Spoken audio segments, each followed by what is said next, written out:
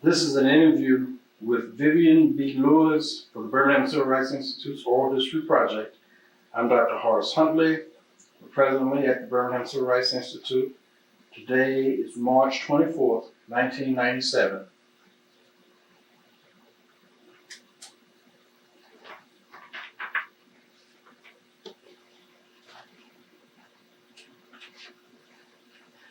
Mrs. Lewis, I want to thank you for taking time out of your busy schedule to come and sit and talk with me today about Birmingham and the movement. Tell me just a bit initially about your background, about your parents, first of all. Where are your parents from? Were they Alabamians? My parents were Georgian.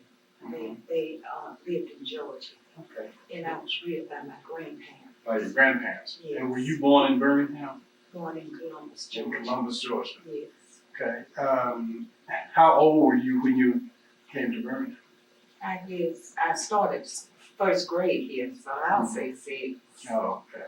So did your grandmother live here in Birmingham? Lived here, yes. And your mother, did she remain in Columbus? Columbus, Georgia. Okay. Yes. What kind of work did your grandmother do? Not any. Oh, She was a housewife. Okay. All right. Seemed like that runs in my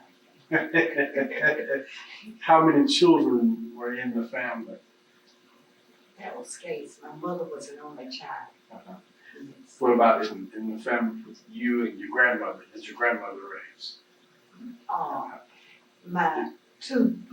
My two brothers at the time, but I didn't know all 3. She raised 3 boys and myself, partly, but my brothers eventually went on with my mother, and I stayed up here with her. And my older brother, he left and went to Cleveland. Mm-hmm. But at the time, I thought he was my uncle. Oh, is that right? But eventually, we found out we was He was really your brother? inquisitive, and people started telling us that Yeah. he was. So he was much older than you? Well, I'll be 70 in December, and he's about 76. Oh. Yeah. So I was mostly there alone. Oh, yes. Yeah. What neighborhood did you grow up in? I grew up in Avondale, and we moved to the South Side, place called the South Side. Right. Those were the 2 neighborhoods I lived in as a child. What school did you attend your first grade? What was your first school? Avondale. Avondale? Yeah. What do you remember about Avondale? Well, it was kind of like a small school.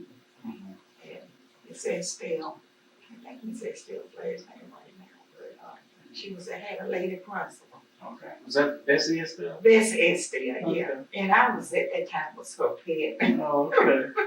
all doing it, when I got in a little higher grade as I can remember. And I enjoyed Avondale. Mm-hmm. How did you get to school? Did you walk? Walk, How far was it from where you lived? I'd say about 2 or 3 blocks. Mm-hmm. Yeah, but it was up the railroad track. Oh, okay. Yes. So, do you have any fond memories of Avondale School and Miss Estelle? Yes, it was some neighbors that lived in back of the school, and the mother was blind, and they were the Jacksons, and I become friends of theirs. And it was about 5 or 6 of them, and I just loved going up there and coming back by their house. Mm-hmm. I loved that, and then I also loved my having my way at school.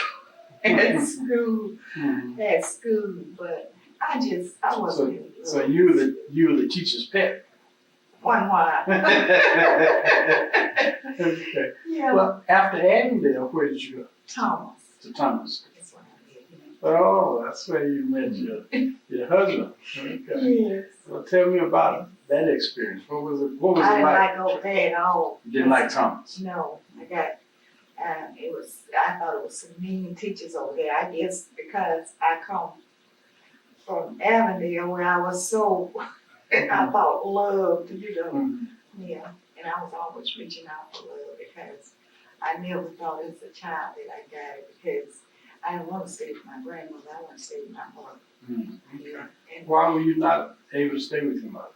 Well, my mother, at that time, she was living in the fast lane. Mm-hmm. And, you know, we never heard "I love you" Mm-hmm. in my house. That's And we never heard it, I never heard it from my mom. And all my life, I've always got in trouble, reaching out so hard for people for love. Mm-hmm. Yeah. How about your father? He died when I was small. I can just have vague remembrance of him. I see. So when you went to Thomas School, what grade were you? Was that junior high school? No, it went to the 8th grade, and I went over there. I guess I went over there in about the 6th, as far as I can remember, about the 6th. And then you graduate from there at that time and go to high school. You know, you leave it out of the 8th grade to go to high school. Right. And what school did you go to? Almond High School. Almond High. Okay. And Oh, okay. So you have to keep throwing that in there. Yeah. So you went to Almond High School, and did you graduate from Almond? No, I dropped out in the higher 10th. Mm-hmm. Yeah. Okay. I never was a good school scholar. Because I never had encouragement from anyone. I didn't care whether I finished or not. Right. You know, my grandmother did what she had to do. Mm-hmm. Yeah, and my mother, when I got older, you know, just my mom, just about 2 years before my mom passed, that's when I learned that my mom loved me, but she never told me, but then she did. She said, "I always loved you," but back that long years ago, they just didn't drop a lot of that love on you like they do now. They didn't say it. No, they didn't say it, but they treated you, you know, my grandmother, she wasn't the worst person, but she'd give you some awful hard words. but they didn't never say it. They didn't talk it Right. to you and tell you. And when I out of that from a little girl, I said, when I have children, I'm just gonna love them and love them. And now even they're in their 40s, the 2 that's living, 1 is dead. I still tell them I love them. I tell him so much, sometimes it embarrasses me. I tell him too. Yeah. But he often tell me, he didn't get it either when he was little. But out of that, that's made me tell my children. Right. Made you more loving. Yeah, because I know they want it. You know, they ain't gonna just say it, but they want it. That's right. Yeah, and I tell them, I don't ever call my son unless I say I love you. Mm-hmm. What do you remember about Almond High School? I loved it. I loved it down. They had fun members because I run into another good teacher. What name was Miss Martin? Oh, she loved him. And she tried with all her heart to get me to stay in school. And today, that's why, you know, you can tell children they should listen to the wisdom, you know, when it comes from the older person. They can tell them they need to stay in school. That's right. Yeah. So, but I liked it in Mr. Bell. I was his pet all over again. Oh, you're right. I've heard a lot of stories about him. George Bell, he used to eat lunch with me and everything. He used to try to talk me into it too, but it seemed like my home life stood in my way, you know.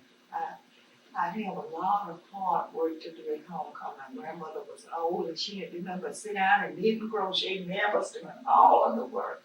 I had to sit up to 2 and 3 o'clock in the morning, ironing and doing all that stuff, and I didn't have time for my lessons, and it was just discouraging for me. What did you do after you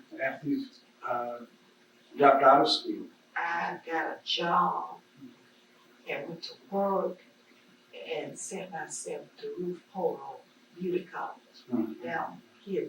It was down on 17th Street and 3rd Avenue, and I finished there because I loved doing hair at that time. So I become a beautician. Okay. Yeah. but I didn't do too much work at that, you know, I did, most of my, out of about the 20 years or 26, I did more at home, but I worked in Poro down there for a while. Then I met this young lady through him, name was Susie Jones. And whereas I had a pretty low self-esteem, she really helped me a lot. And today I credit her for everything that I am to, you know, the person that I am today. And I feel like I've been a good wife and a good mother. Sounds like you have. And was she younger or older than you? She's about 3 or 4 years older, but she always called herself my mother, and she still do. What did she do? What did she do? She was the owner of the beauty shop, and she taught, like, even when I was coating him, she teaches. She was another young lady now. She was always telling us how to coat, how to act, how to carry ourselves. And as for me, I had a temper, and I would do thus and so, and she would calm me down, you know. And then you go to school for this work, but when you get out in the shop, it's a different story. And she taught me everything that I know about really a curl, you know. You go to school and you had to go to Montgomery and take the state board, but then when you get in the shop, you got to start learning all over again. And she just taught me everything. And she was just always in my corner, and she still is.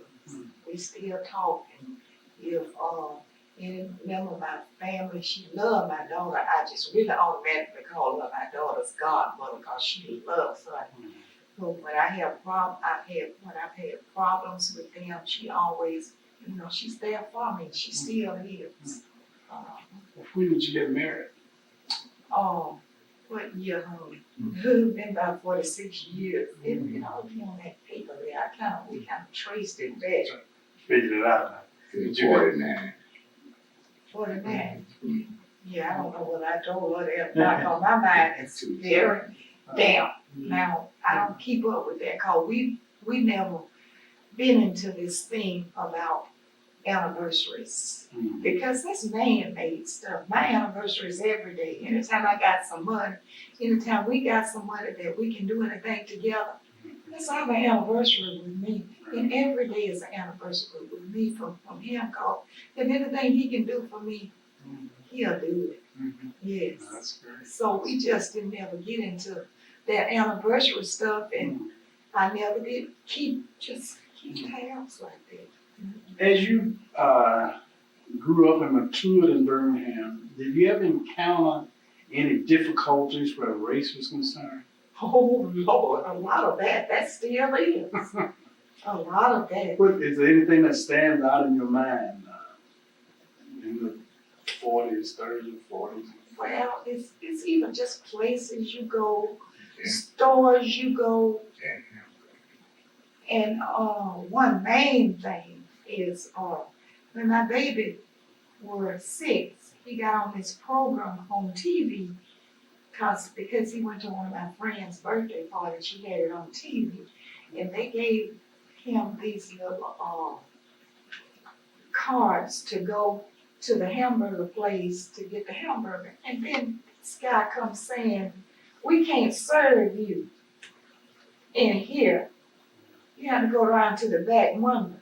I just took it and tore it up and threw it on his floor. I say, not me. And my son, he got a stigma from that too. He just cried, he cried. Oh, we talked about taking him somewhere, asking him, but he did not want it. He just cried and cried because he didn't understand. Right. He was 6, around 6 years old. I guess he was around about 6, 5, 6. And I hated that. And I wouldn't let my children ride on the bus. We took them when they didn't have a school bus. Like my daughter was in private school. I took her to school because they didn't pretty much encounter none of them because when they got grown, they gave me the devil. All of them talked to me. And my baby said, when he went to Houston after he finished at A&M, and he went to Houston. He said, Mother, why didn't you tell me all of this stuff out here? He said, well, I didn't know all this stuff went on out here. I said, well, I figured when you had to encounter it, I said you would be old enough to try to understand it more. So when you was little, I said, you remember that hamburger incident? Where did they go to school? My two boys graduated from A&M in Huntsville. High school. No, college. Yeah. But my baby, he graduated from Hayes High, and my oldest son graduated from Springdale. My daughter graduated from Hayes High because she was going to Holy Family, and Holy Family shut down right at her last year. And they sent as many, not Holy Family, but a Macalon. They sent as many people to Holy Family as they could. And when I got her there, they didn't have no room for her. And what's this other thing? This white one. They wouldn't take them because they said it had to be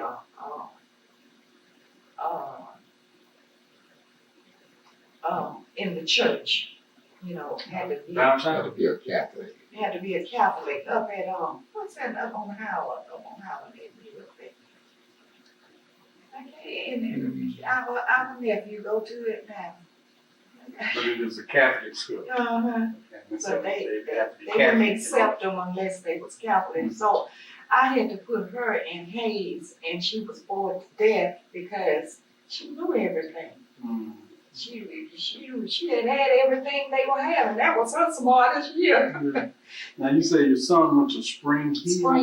Springdale. Where is that? Out in Newcastle. Newcastle. Newcastle. Okay, it's We was private. living in Rosalind Heights then. Okay. That's before the airport bought our house. That's how we wound up in Centerpoint. Was that a high school, Springdale? High school, yeah. And he learned brick masonry and everything out there because he used to make some really good money when he was a youngster. Is that right? Because it is, the one time he saw his straight, it was $100 and some dollars or $85 or something. I said, what are you talking about? I can't afford that kind of shirt. I said, when you get those, you're gonna have to buy them. And he worked, and all my children are hard-working children. They work, and it's just the training you give them. If you let them know they got to work for it, you're not gonna hand them everything on a silver platter. You'd be surprised what you get good opportunity. That's for sure. During this period, in the mid-50s, the movement was sort of just getting started. In 54, you had the Brown versus Board of Education decision. 55, the Montgomery bus boycott. 1956, the Alabama outlawed the operation of the NAACP in the state. And then Fred Shuttlesworth and some other ministers started the Alabama Christian That's when movement. I come in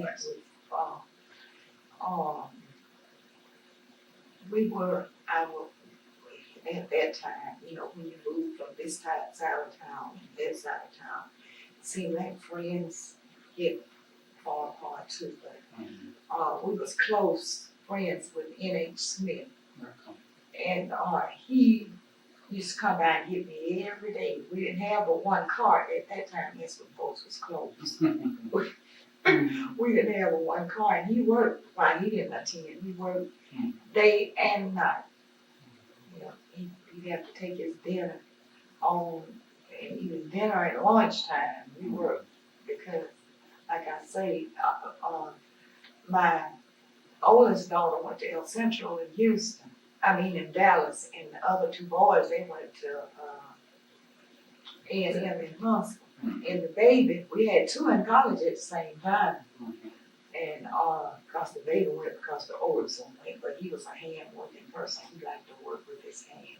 You know, we tried to get him to get in to teach, but he wouldn't. He said it was so tough, and then he still got killed by a man that was kind of. He wasn't really all bad. He wasn't all gone either. He got hit. The year my son was born, he got hit in the head with a baseball bat. And it just worked and worked and worked. didn't go to the hospital, stayed in a coma for 3 days and it affected his mind. So he was a redneck, didn't like blacks. Yeah. Several blacks had jumped him, but it wasn't my son, but he still had to be in for a black. Any black. Yeah, but, N.A. Smith used to, he'd come by the house all the time and I said, well, I would go if I had a ride, so he'd come by every night and get me, so. This is to the mass meeting. Yes, yes, and I'll go every Monday religiously. And it did a lot for my self-esteem too, because I didn't figure that voting would make any difference anyway. Were you a registered voter before you started going to the movement? Do you remember when you went down Because to become a registered voter? Yes, yeah, I can't help it, I was just sweating, water was just running off everywhere, because they would ask questions. Then you had to know this and that and the other, I don't forget what I had to know, but, Did you pass the very first time? the very first time. And I went out the door, I was just ringing, and I was so glad to tell Smith and Shuttlesworth, we got to be real close. Reverend Shuttlesworth and I, we got to be real close, Smith, and I just met a lot of nice people in the movement, and it just built up my self-esteem. I even got to meet, Reverend, Martin Luther King. I got to go out to eat with him several times because his wife would sing here at Parker High School in concert. And afterward, we would go out to the guest lounge and we would eat, and it just built up my self-esteem. You know, I was happy to be a part of it. Yeah. How would you describe a mass meeting? What was it like? It's, Very religious, very religious and very informative. You know, you would get a lot of information on a lot of things that you didn't know about. Like, you know, they would tell you what your rights are. Whether we could get them then or not, they would let you know, you have this right, different. It was very informative. And very religious, they sang and preached and prayed, and that's the part I like. Were other neighbors of yours involved in the movement at that time? What about your children? They were young, I'm sure. They were young at that time, and that's where I failed in telling them. So, but they knew I meant it all. But now my grandbabies, I've schooled them, I've had material, and I've given them so much material and things, and I've let them know just what portion that we have now, which we still a long ways. We, haven't changed the hearts of the people, but they've been made to do this, and so can I let them know. I had a lot of, I went to the March on Washington, and I had that record and everything, and I've shown my grandbabies a lot of stuff, and told them a lot of stuff too, and let them know just how they come about getting the little benefits they get now, and why did you decide not to inform your children when they were younger? I know what, I can't even, sometimes I wonder about that myself. I didn't, nobody ever told their children what to do. The children done it on their own. And see, most of the movement time, I lived too far from town for them to walk like the children in the city. They just get involved and start marching on their own. But see, my children couldn't walk the town. And no parent really told their children what to do. The children took it up on their own. And I think that's what happened with my children by them living so far out, because we was out in the county. So isolated out. Yeah, we was out in the county and they have a mighty long walk and they wasn't never used to the buses. Listen, it was a school bus, so. You say each of them talked to you. What did they ask you about? What did they ask you about in relationship to what they did not know? Come on, my children. Yes, ma'am. Oh, this after they've gotten grown. Mm-hmm.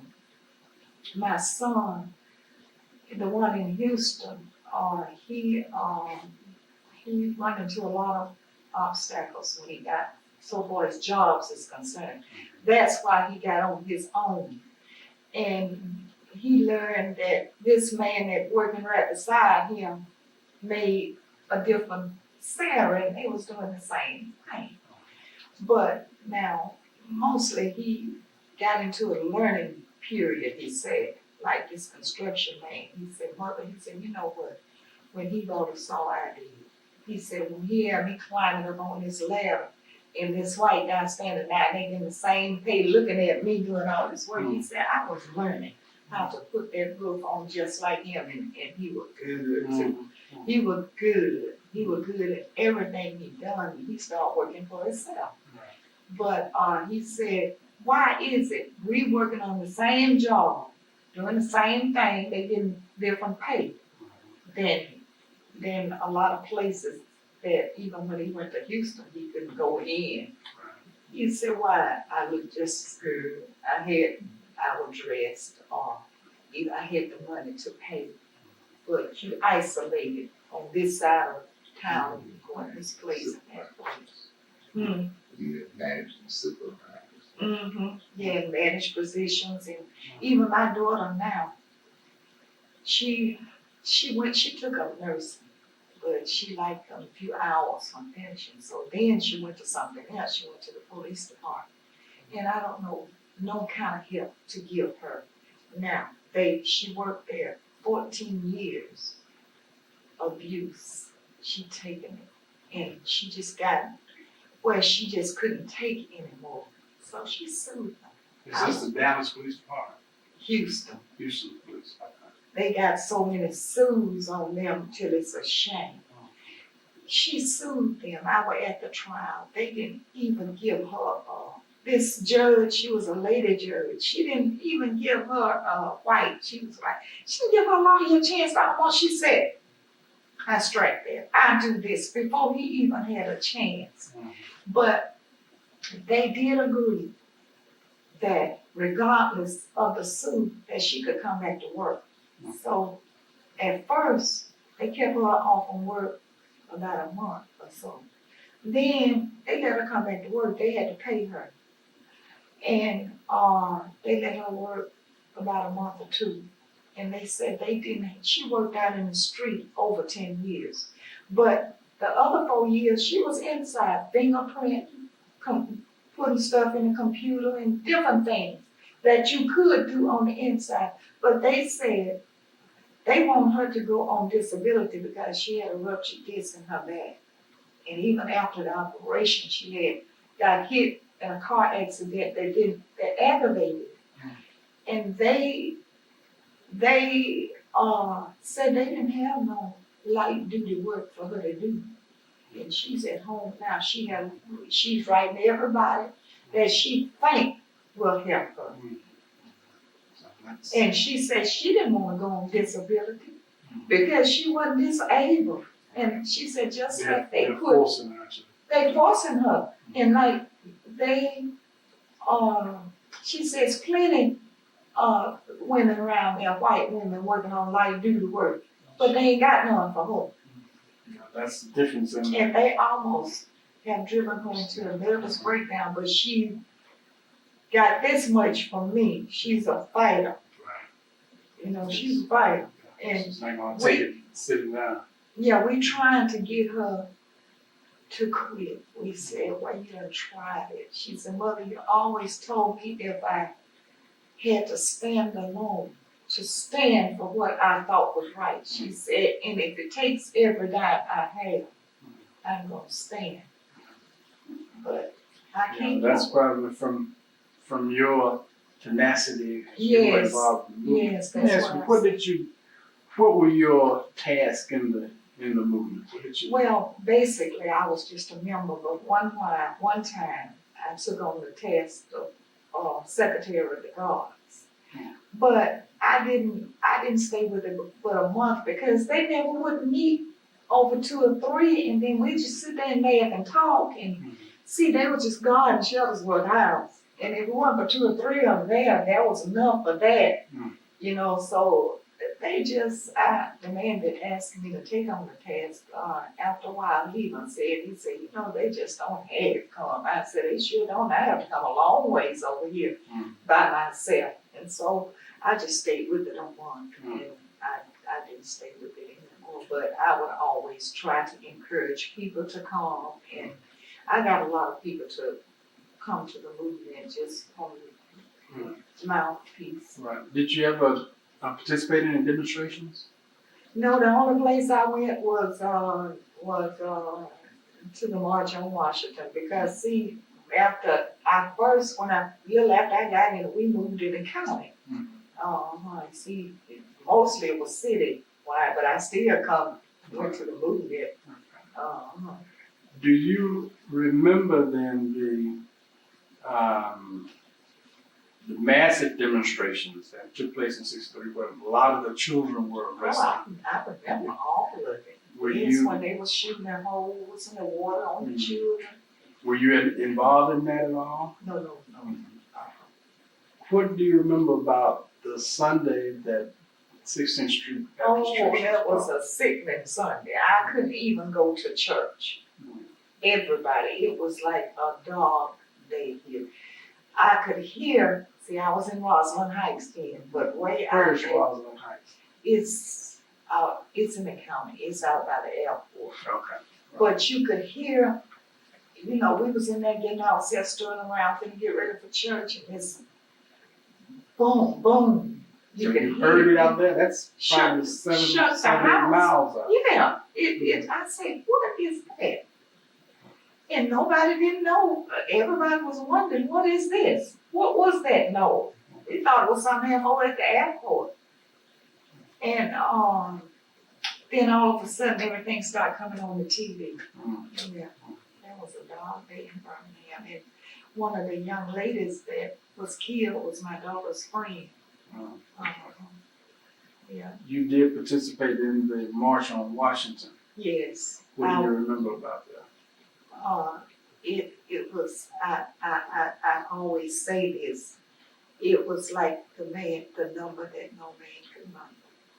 I've never seen that many people in my life, and it took studying this to stand, to keep from fainting. People was just falling all out around you, and you could see, either way you look, it was no end to the people. But when Martin Luther got up and spoke, you could hear a pin drop. That was the best speech that I had ever witnessed. And it was the best turnout of people.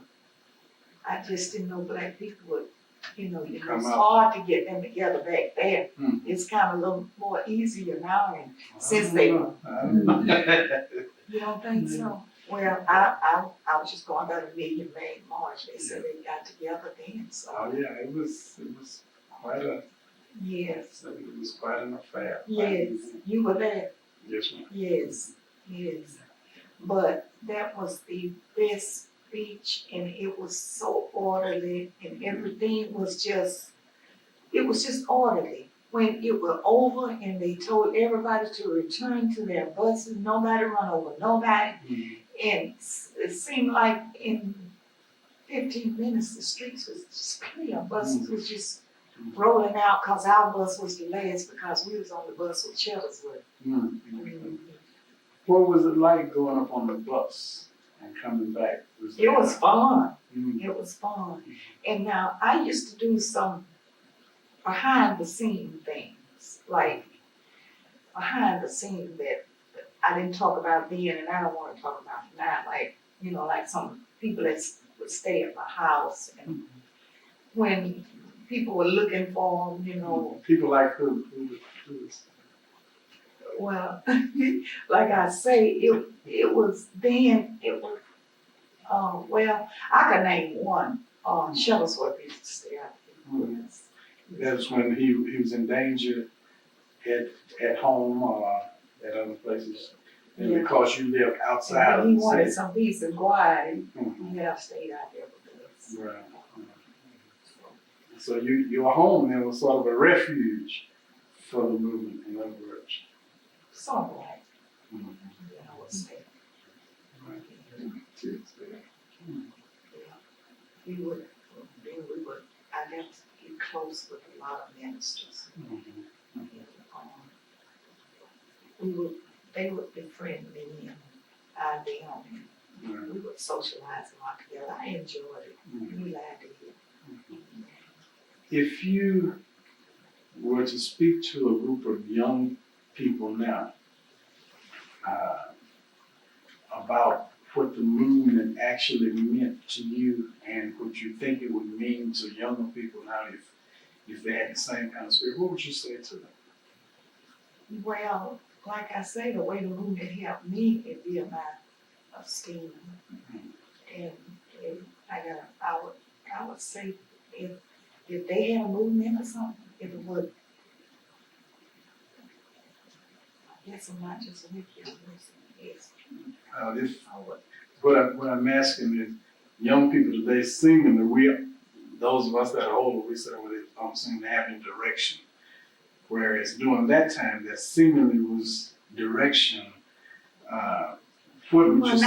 now, I'm a firm believer on this now. I don't know whether I would so much, direct them to the movement as I would to listen to their parents.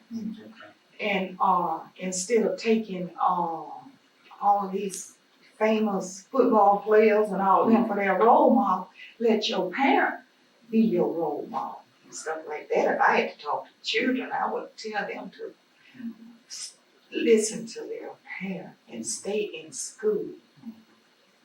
Yeah. If you had to do over again, would you Now, if do I, any different? yes, I would participate a lot. Mhm. Yeah, because, see, I have a better self-esteem now than I did then. I've always just stayed with me, and, I just stayed with myself. If anybody would ask me to do something, I would do it. I would always have to be asked, but now, if I had to do it all over again, I'll ask him, what can I do? And I would just jump up in everything I could get in now, because, see, I have a better feeling about myself from attending the movement. Would you allow your children to be involved? Yes, I Would would. you encourage I would them? encourage them. Yes, I would. And my grandchildren, and we even have great grandchildren, I would push them up. Mhm. Yes, I would. And my son, he's 44. I would get him to get involved. I would talk to him and then tell him to get his children involved, I would do that now, yes. Do you see anything happening that may be similar to the movement today that people could get involved in? Is there anything going on now from your perspective that is moving to change the status quo? I don't see it. I think something need to. I think somebody need to get something going, but I don't see. I see churches trying to help the young people. Mhm. I know my church is. And a lot of churches now is getting involved with the young people a lot. They have a lot of things now. Like my daughter's church in Houston is a safe place. They fixing to build, fixing to build onto this church a safe school and activity place. Good churches. That's New Light in Houston, Texas. Oh, And here, the churches are getting involved more with the young people than they used to. They used to go to church and sing and pray, but now they go to church, sing and pray, and get involved having youth, a lot of youth activities and things going on. Right. I see that, but not nothing like the movement. Mm. But they're doing better in the churches than they used to, and they're doing more teaching than a whole lot of preaching. Mm. They're doing a lot of teaching because the ministers now, instead of all that hooping and stuff, they went back to school and they going to school and they better learn and they have their children in a lot of ways. That's true. Well, we've covered a lot of territory. Is there anything else that you'd like to add that we have not talked about in relationship to your growing up in Birmingham, your activities? Any of those things that you may want to? I get right out of here and I'll think of a lot of stuff. That's where it normally happens. But I like to see a lot more older people get involved with the young people, come up with something to help the younger person because our children has gotten light. So, and I would just like to see the parents get more involved and come up with a lot more activities and things for the young people to keep their mind occupied and with, wholesome stuff where they can have, where they won't just look at these big stars for their role model, because some of them just don't ever reach that goal like a big football or basketball. Most will never reach that. They would never reach it, and I would like to see the parent get more involved with their children more so than the almighty dollar. Mhm. Some parents pay their children just to get them off their back. That's right. And I wish parents would get together, and especially the men, because these boys, they have just really gotten out of hand for some reason or another. I think it's because of like the whole almighty dollar, I think we thinking more in materialistic things, and I think we need to get more involved with our children. I would like to see parents, although my children is growing on that. Just yesterday, I sit down and wrote my granddaughter a letter. I think more grandparents need to get involved with their children, and helping them. Mhm. Yeah, but what to come up with, I don't have at least time. Give it a little direction. Well, I want to thank you for taking time out of your schedule today. It's been very helpful. I enjoyed it. I enjoyed I it. was kind of afraid to come down here because I haven't been down here in so long. Is that right? We're I glad was you just decided. glad he was there. He could come with me. Yeah. Give you that added strength. Sure. Thank you. Yes, okay, then, welcome, and anytime